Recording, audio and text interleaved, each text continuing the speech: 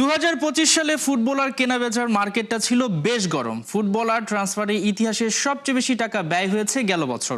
ফিফার global transfer report অনুযায়ী 2025 সালে পুরুষদের ফুটবলে আন্তর্জাতিক ট্রান্সফারে ব্যয় হয়েছে প্রায় 1,60,000 কোটি টাকা।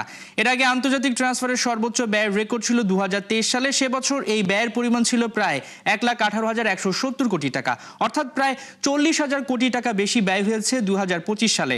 আর এই ব্যয়ের তালিকায় শীর্ষে রয়েছে ইংল্যান্ড। 2025 সালে আন্তর্জাতিক ট্রান্সফারে ইংলিশ ক্লাবগুলো ব্যয় করেছে প্রায় $3.82 বিলিয়ন। এছাড়া জার্মানি ও ইতালি এই দুই দেশই একমাত্র দেশ হিসেবে ট্রান্সফারে $1 বিলিয়ন বেশি খরচ করেছে।